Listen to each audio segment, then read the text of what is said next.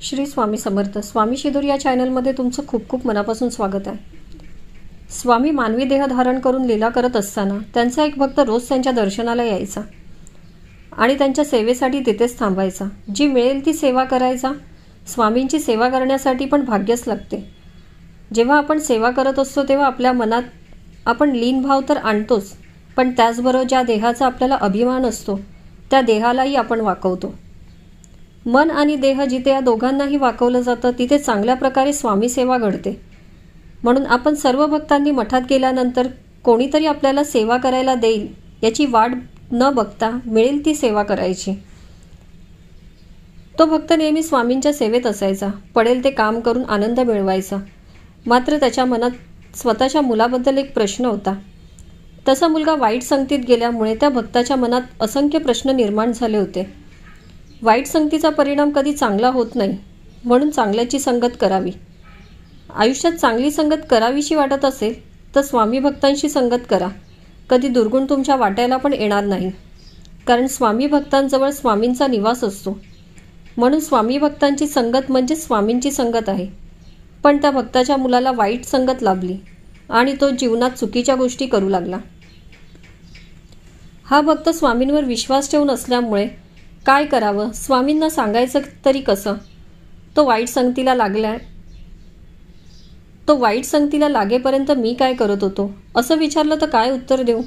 त्याच्या मनातील या सर्व प्रश्नांमुळे तो स्वामींना सांगायचं धाडसच करत नव्हता.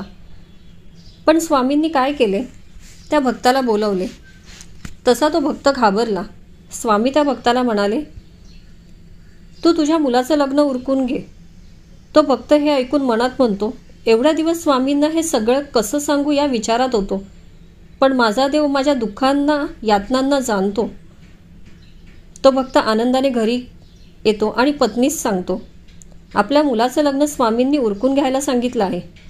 त्याची पत्नी म्हणते, आपला मुलगा दुर्गुणी आहे, त्याला कोण मुलगी देईल?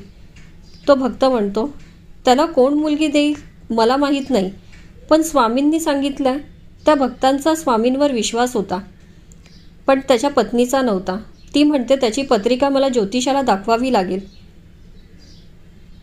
त्या ज्योतिषाने पत्रिका पाहिल्यावर तो म्हणाला, पत्रिकेत वाईट योग आहे. 5 वर्ष तरी तुम्हाला मुलाचं लग्न करता येणार नाही.